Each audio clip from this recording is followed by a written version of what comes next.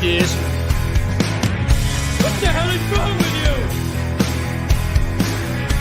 What the hell is wrong with you? Hey, good evening, everybody. Welcome to another episode of Ryno's Rants. Apologize for the little bit of a short start or late start here.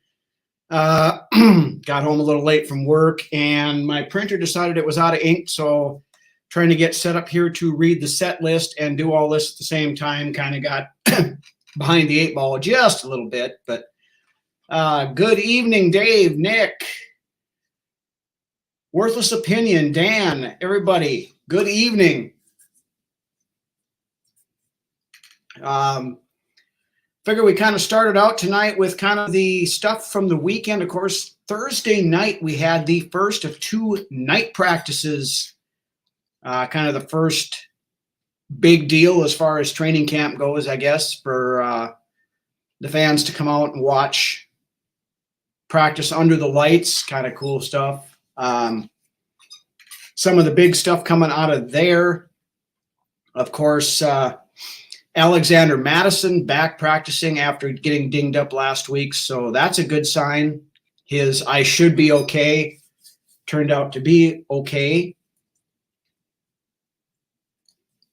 The hype is continuing around one Jordan Addison.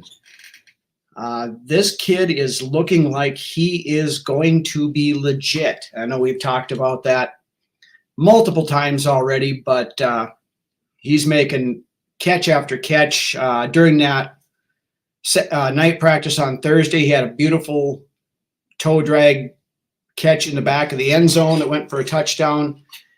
And, I mean, the guy is running routes, crisp, shifty, coming in and out of his breaks. Hyped up to 140, Nick, absolutely. I was waiting for somebody to make that comment. But I guess one downside on or down deal on the offensive side of things that caused a little concern on both Thursday and Saturday. TJ Hawkinson was not practicing either night. Thursday he was dressed but standing on the sidelines at one point in time talking to Ziggy Wilf, but did not take part in any of the practices.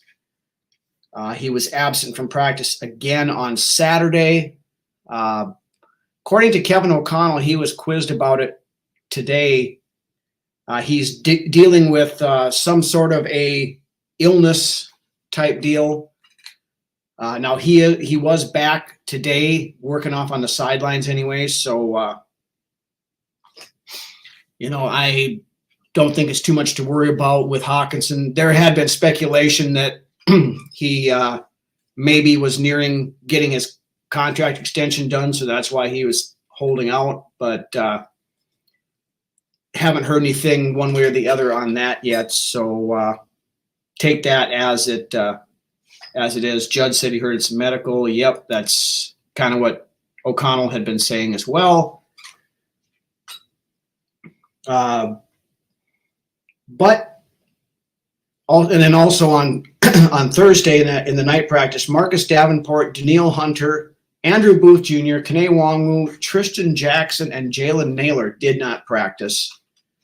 Now today in full pads, Danielle Hunter and Marcus Davenport were both out there running with the ones for the very first time. This is the first time Hunter has taken part in any of the padded practices, so good thing to have him out there and back up to speed now. Back to Saturday or Thursday night's practice. Ivan Pace, and we've talked about him quite a bit too. He has gone from having a pretty good chance to make the roster to this kid is going to be pushing for significant playing time in very short order. He is an absolute cruise missile out there. He is blitzing, he's getting sacks, he's hitting the hole, he's making tackles, he's making good calls. Of course, the question once it gets to that point. Is his size going to be an issue once he starts getting in and playing in actual game situations? But I mean, I'm more excited for this kid than probably anybody that we've drafted in the last couple of years. Maybe not named Jordan Addison, but it, I expect big things out of Pace. It would not surprise me by later in the year for him to get a few starts, and I think he will eventually be the replacement for Jordan Hicks when it comes down to that, whether it's 2024 or Pace is huge standing next to Addison. It's not even that much either. Purple Daily Guys did a height and weight comparison with Pace, BA, and Hicks, all within 10 pounds of each other weight-wise. Yeah. Asamoah is not a huge guy either. So weight-wise, it's close, but, with Pace, it's also, he's what, 5'9", 5'10", something like that. So just short in stature, but hey, some of those guys play with a continuous chip on their shoulder and make up for that size issue. Good evening, Doc. You're right on time. I got started late too, Doc, so no worries on that. Speaking of Brian Asamoah, he is definitely showing improvements from last year, according to several sources that have been out of practice. Some of it coming from our own buddy Tyler Fornes, who made the comment that Asamoah is explosive but inconsistent. Needs to work on his reads a little bit. I know Fornes said that there was one play where he blew up the hole and made the stop on a run play right off the get-go, and then the next play he read it wrong, hit the wrong hole, and gave up a 10-yard gain. So there's work to be done there, of course, and we all knew that. But the raw athleticism and speed of this guy he's going to be a very good linebacker, I think, in this league. Other than that, the Flores defense in general has been giving our offense fits from the way it sounds. I know Kirk Cousins was out, even mentioned that a lot of the schemes and everything that Flores is throwing at him in practice is confusing him. Basically goes from, he said they come and show one thing and then at the snap run something completely different at him.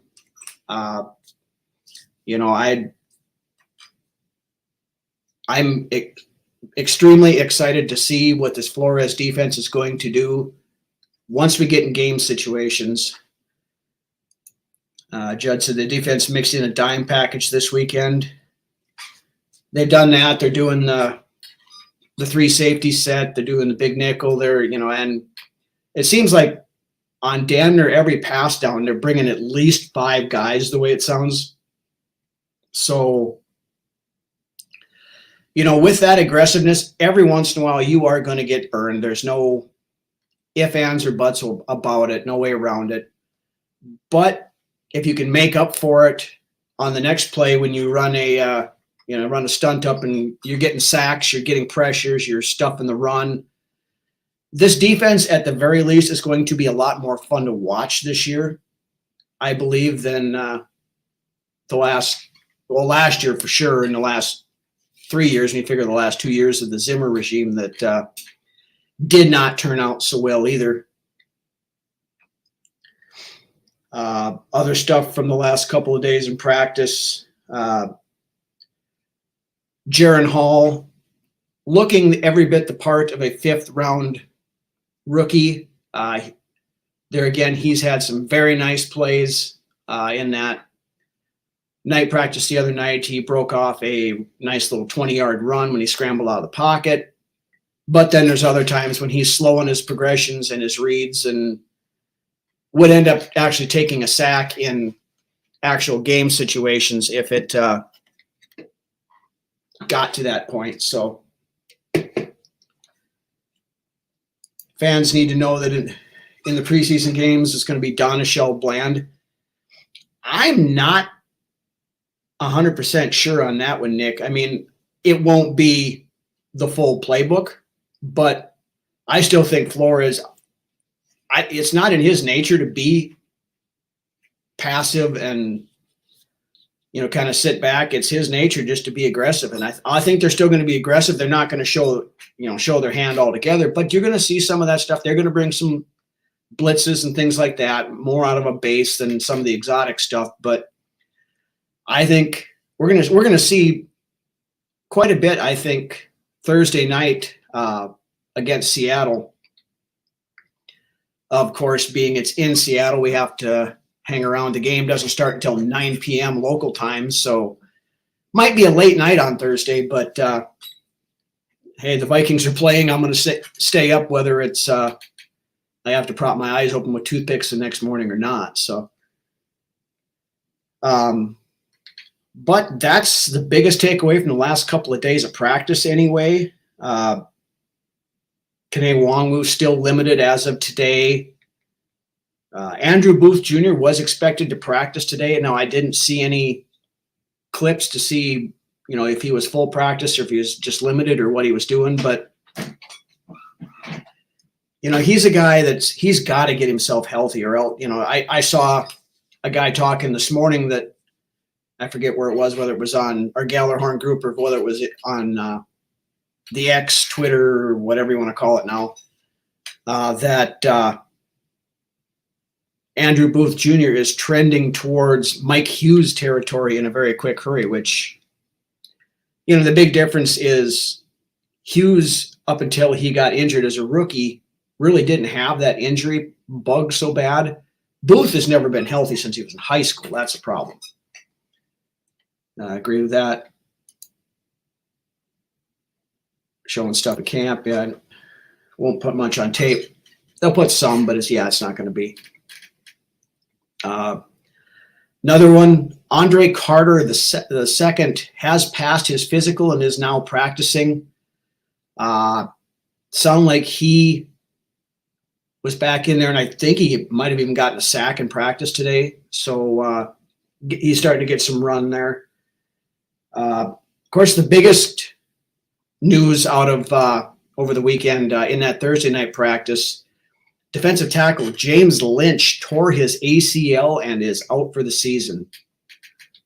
Now, honestly, with Lynch, I think he was going to probably end up being a bubble guy this year as it was. But, you never like to see this kind of stuff anyway because now he's on the shelf for the year. But I've always liked James Lynch, but, with it, these injuries that come in practice, it just one of those things that sucks for him, and hopefully he makes a full recovery and is able to continue on next year, whether it's here or whether it is someplace else. Wish nothing but the best for the guys. So, but then some roster moves happening today. First off, with the moving of James Lynch to injured reserve, the Vikings signed wide receiver Keneal Henry, former first-round pick of the Patriots back in 2019. He got traded to the Bears last year. Career-wise, he's got 64 receptions for 714 yards and 5 touchdowns. Pretty disappointing numbers for a first-round wide receiver, of course. But, he was out there and available, and nothing lost by bringing him in for a tryout. He's a big-bodied wide receiver. He's a big dude. Good evening, Ken. Maybe they can do something with him. I don't know. Again, the knock on Henry has been, he's got very good hands and good at the catch point, but he just can't create separation, and you can't get separation. You're not going to be overly productive as a wide receiver. So we'll see what he does. I'm guessing he'll get some playing time Thursday and kind of see where things go from there. Then also another wide receiver move. We waived wide receiver Cephas Johnson III and signed wide receiver Jacob Copeland. Copeland was an undrafted free agent out of Maryland, originally from the Titans. Picked him up this spring. Just was released at Maryland last year. He had 26 receptions for 376 yards and 2 touchdowns. Prior to that, he was at Florida. He had 41 receptions for 642 yards and 4 touchdowns in 2021. Now in the 2023 Combine, he ran a 40 in 4.42 seconds, which was the same as Zay Flowers. Worthless opinion. Copeland, another small receiver. There was no shortage of small receivers in this year's draft. One of the shorter classes that I've seen for a while. Everybody was in that 5'10" to 6 foot range. It seemed like, other than the kid out of Tennessee and a couple other ones, but now we've got 2 new wide receivers anyway to see what's going on with that. Keneal Harry wearing number 85, if anybody was interested, and Jacob Copeland wearing number 28. So usually don't see a wide receiver wearing 20 something, but when you got 90 guys on the roster, there's not a whole lot of numbers available. So he gets to wear that for a while. And I would guess if Skull for Life, good evening. Was he at Iowa State too, Dan? I didn't realize that, but Pace is a beast. Yep, we talked about him a little while ago and really loving the stuff he's putting out. 85 for Harry, the number of drops he'll have. I'm not going to go that far yet, Nick, because in order to have 85 drops, he'd have to actually make the team first, and I think he still faces an uphill battle there. I mean, we've got a couple of first-round bust wide receivers, him and Jalen Reagor. They're going to be fighting for the bottom of the barrel there, but I honestly don't expect either one of them to make it. I mean, right now, I fully expect the wide receivers, of course, to be Jefferson, KJ Osborne, Jordan Addison, Jalen Naylor, and Brandon Powell, but maybe one of these other guys can sneak up and surprise some people, but not going to hold my breath on it. We'll put it that way. Then also on Monday, the first official depth chart was released. Oh, the Iowa State wide receiver was taller. Oh, yeah, you're right. Camp Body's most likely. Yeah, I'm pretty sure, Doc. It's, bring these guys in, get a look, see what happens, but don't expect a whole lot out of them. But yeah, with the depth chart coming out today, not a ton of surprises. Some of the official part of it, it seems that some of these players in practice have already exceeded that, but I think due to being rookies and stuff, they'll start out lower on the chart, and then by next week they'll probably have moved up once they see them in game competition and whatnot.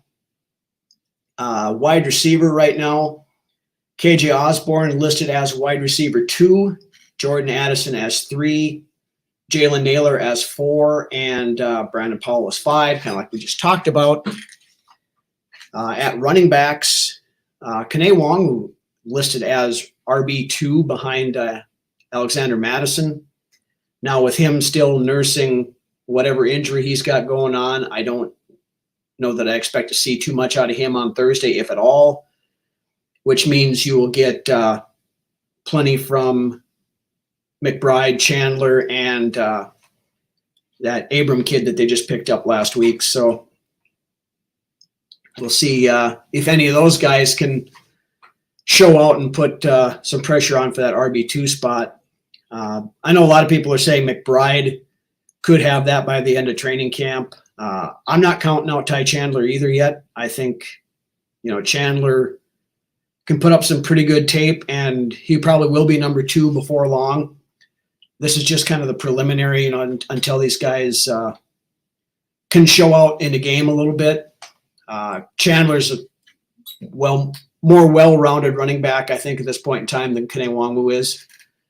I want to see Nwangwu get some use. I want to see what he could do out in space with the football, because we know what he can do in the kicks. And if he can, get him out on some swing passes, things like that, somewhere where if he can break one tackle, he's gone. I think that, would be a good spot for him. The offensive line, there was a couple of interesting tidbits I noticed. Of course, the starting 5, no surprise there. You got Brian O'Neill, Ingram, Bradbury, Cleveland, and Darisaw. He can't run inside. I won't say that he can't, but that's not his strong suit. Sproles like packages. I think that's a good analogy there, Nick. I think that's probably what they would use him in.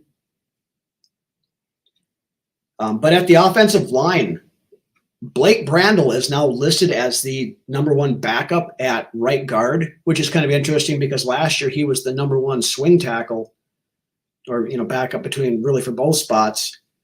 But Vidarian Lowe has taken over as the number 2 at left tackle behind Darisaw, and then Oli Udoh is still backing up Brian O'Neill.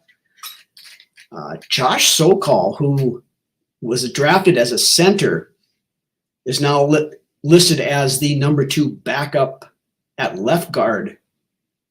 So I don't know if some of that is because Josh Reed is still out, so they're kind of moving guys around a little bit, or if they think Sokol has the possibility of playing well enough to make the 53 as a backup guard, with that position flexibility that he can also play center. You want to see who at right guard, Dave?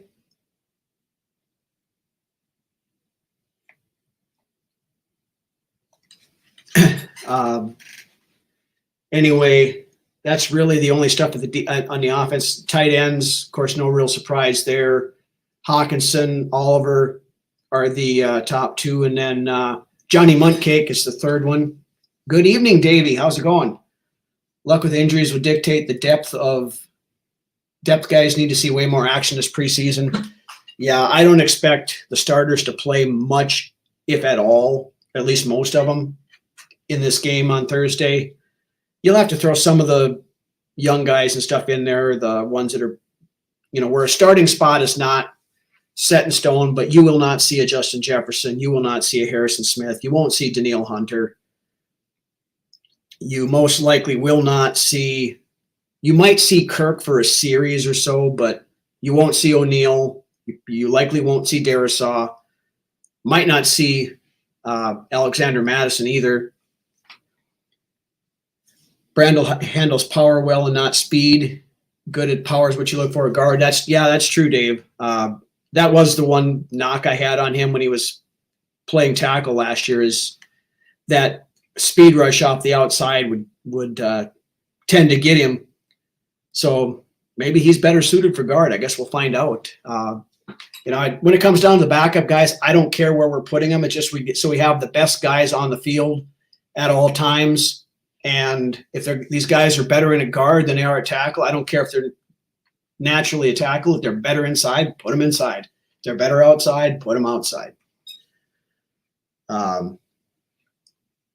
Then over on the defensive line, your starting 3 in the base 3-4 defense is Harrison Phillips and Dean Lowry at the defensive ends, and Kiris Tonga at nose tackle. Right now, kind of interestingly, Blacklock and Bullard are your 2 backup defensive ends. Again, I'm not a big fan of either one of these guys, to be honest with you. Jacqueline Roy is still listed as the 3rd. I would say after this week, he's probably going to move up ahead of at least one of those 2. I don't think Blacklock or Bullard are going to make the roster, to be honest with you. I haven't seen enough of anything decent out of those guys to, I guess in my mind, warrant a spot. Now, granted, I'm not there watching practice every day, things like that, but just my opinion on their total bodies of work. Good evening, Justin. At middle linebackers right now, Brian Asamoah officially is listed as a starter. And Jordan Hicks, of course, the other one. As long as someone beats out Bynum, I'll be happy. Bynum's still listed as starting safety at the moment, but anyway, on the linebackers, Jordan Hicks was on Dan Barrero's show on KFan today. I don't know. He said, you know, he's going to be calling the plays this year. He's got the green dot, all that good stuff.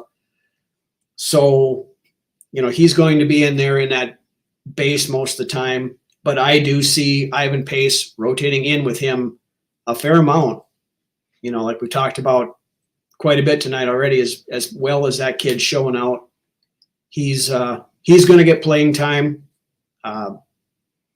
It's just, you know, what packages and when, I guess, but they're going to find a way to get him on the field. I just about guarantee that. Troy Reeder and Troy Dye are listed as the current twos at middle linebacker. Ivan Pace is still listed as a third team, but of course we expect him to move up. Hit that like button. Yes, hit the like button. Also hit the subscribe button if you have not done so. I know a lot of you guys currently in the chat, most of you are subscribed already, and I appreciate the hell out of that. But if you have not done so and you're watching this video at another time, please do so. It really helps us out a ton. Gets those metrics up and helps get us out to more people. So Thursday could be the only time I see the Vikes this preseason. I don't know, is that nationally televised on Thursday night, or is it just in the local networks? I guess I don't know. Guessing the other two are just on Fox 9 or whatever channel broadcasts out of the cities. Talking about the secondary now, to Nick's point or Jared's point earlier, Cam Bynum is still the starting safety opposite Harrison Smith. Jay Ward has rotated in, and of course Josh Metellus has been getting a lot of play. Again, the coaching staff has been talking up Metellus all off season, so you know they like what they're seeing out of him. Gonna get ready for the show and stealing my takes. Feel free to use whatever takes you want to use, Justin. I don't know how good they are, but you're free to use whatever information you as you so choose. National game on NFL Network. Okay, that's what I thought it was. If it's on NFL Network, crap, I might not get to watch it because I don't have cable right now. I'm going to have to, hopefully it's, usually being I'm in the local network, they should play it on the Fox affiliate as well. I'll have to check on that. Otherwise, I might have to find a place to go watch it because I don't really want to miss it too badly. Then going back to the cornerbacks, right now, Caleb Evans and Byron Murphy are the two starters. When they go into the nickel, then Murphy will move inside. And as it sits in the depth chart anyway, Andrew Booth Jr. is still the third cornerback. Now, he's dealing with his injuries and whatever else. I don't expect him to play this week. So Mekhi Blackman is going to get plenty of playing time. And Jawan Williams also, I'm guessing, plays quite a bit. Now, sounds like he had a pretty good practice today. They were saying I think he had 2 interceptions. At least one of them came off Kirk. I think the other one was off Nick Mullins. But so he's still fighting for, to push for that third spot that he had originally started at, and then has kind of gotten passed by a little bit. But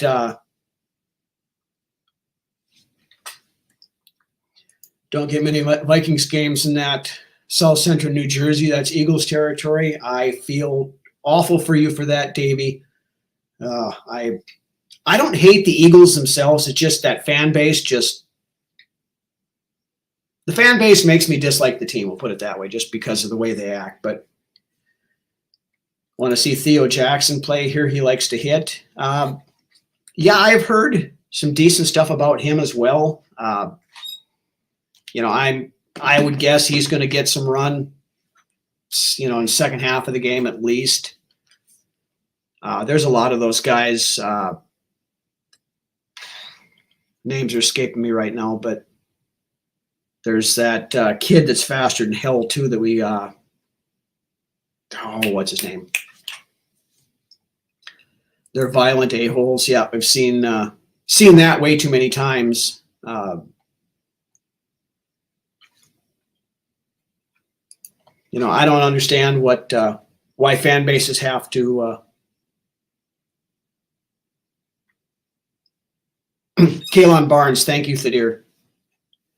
Swooping into the show with the answer to my question. Thank you. That's the kid I was thinking about. After you're done, IM me if I can't get the games. I will do that, Ken. We said I'm gonna go look up on the Vikings. They usually have all that on their media page and stuff. So I'll check that out. But yeah, I'll definitely keep that in mind. Barnes runs a 4.22. Yeah, that kid is fast. So, I haven't seen a whole lot of his coverage skills to see how good he is at covering, but he's not going to get outrun by too many people. We'll put it that way. So yeah, it's, football is here. We actually get a game this week. Going to be interesting. Preseason games are what they are. They're not, you only can glean so much out of them because we're not, opening up the playbooks altogether and things like that. But getting these kids, some of these kids, these young guys and the guys that are fighting to make roster spots, getting them some actual gameplay goes a long way. They see them a lot, as Zimro, I said, I see them in practice every day kind of thing. But, there's guys that sometimes don't practice well, but when the lights come on and they play, they're, a switch gets flipped. And then there's some guys that are awesome in practice and then not worth a crap when the games roll around. Never understood the animosity from fans who talk shit and take their shit and talk back and forth, have a beer with them after the game. Exactly, Doc. That's the way it should be. Yeah, you're going to have the back and forth during the game, in a rivalry games and stuff like that. That's how it should be, but it needs to be good natured. It shouldn't be violent. There shouldn't be guys throwing punches and beer cans and whatever all else at each other, or jumping opposing fans in the parking lot, or throwing full beer cans at an 88-year-old lady like they did when we went out there for the NFC Championship game. That kind of stuff. It's, it just, I'm as diehard of a football fan as there comes, but I'm not going to go out there and make a complete and total jackass out of myself over against somebody else's fan base. Just not the kind of guy I am, but it doesn't make a whole lot of sense to me. But, that's what they're known for, so that's what it is. But anyway, that's about all I got to go over tonight. I don't know if anybody else has got anything they want to hit quick, but hardcore fan, good human, absolutely, Doc. Kirko's got to be close to 4.22. You saw those runs last year. Yeah, he ran more last year than he has in the past. He still kind of looks like a baby giraffe when he gets running. Is not exactly the most graceful thing on 2 feet, but hey, as long as he moves forward and gets positive yardage, that's all we can ask for, especially out of somebody who's not known for his running prowess. But yeah, anyway, just want to thank everybody once again for joining us. If you haven't subscribed yet, please do so. Remember, on Wednesday night, we'll have another episode of Brunswick's Best, taking a look this week at number 16 And the players who have worn that in Vikings history, there's a couple of good ones on there. So Lance will have that for you on Wednesday. And, of course, studio show again on Friday. Not quite sure how we're going to handle that one yet. Would like to get some feedback off of the Thursday night game, but I don't know that we're going to be able to go live on Friday. So we'll have something for you there, and we'll make it worth your while anyway. So make sure you tune in for that. Thadir remembers saying one time it was his goal to run for at least one first down every game. Hey, I'll take that. Cream always rises to the top. Quote the Macho Man Randy Savage, the cream will always rise to the top. Yeah. But yeah, thanks a lot, guys. Appreciate it. And Jared, Doc, Justin, Dave, Thadir, Dan, Davey, Worthless Opinion, Skull for Life, all you guys. Ken, Mark, welcome, and thank you for showing up. Again, thank you all over to the Filipino fan club for watching. Nonoy, Jan, Bibi, Wilma, Miss G, all you guys over there watching halfway around the world. Appreciate the heck out of it too. Thank you guys again for that. And with that, guys, I'm going to call it. We're going to go and get some stuff taken care of here and be ready for, again, Brunswick's Best Wednesday, studio show Friday, and a game on Thursday. So with that, thank you guys again so much for joining. Love doing this every Monday night, and we'll see you later on this week. Have a good one, guys.